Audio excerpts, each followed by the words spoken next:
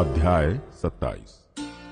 फिर वेदी को बबूल की लकड़ी की 5 हाथ लंबी और 5 हाथ चौड़ी बनवाना। वेदी चौकोर हो और उसकी ऊंचाई 3 हाथ की हो और उसके चारों कोनों पर 4 सींग बनवाना। वे उस समेत एक ही टुकड़े के हों और उसे पीतल से मढ़वाना।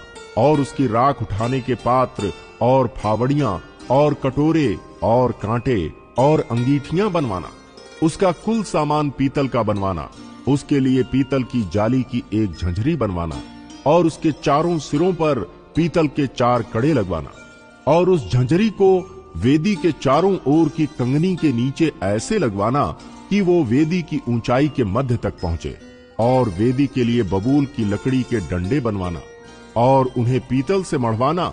और डंडे कड़ों में डाले जाएं कि जब जब वेदी उठाई जाए तब वे उसके दोनों किनारों पर रहें।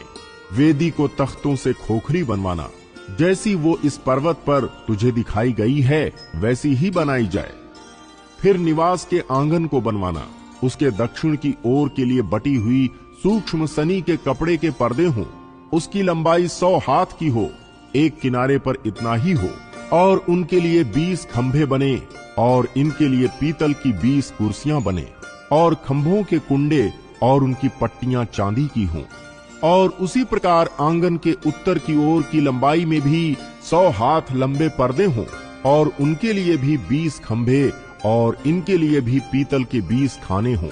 और उन खंभों के कुंडे और पट्टियां चांदी की हों। फिर आंगन की चौड़ाई में पश्चिम की ओर 50 हाथ के पर्दे हों। उनके लिए खंभे 10 और खाने भी 10 हों। पूरब की ओर आंगन की चौड़ाई 50 हाथ की हो। आंगन के द्वार की एक ओर 15 हाथ के पर्दे हों और उनके लिए खंभे 3 और खाने 3 हों।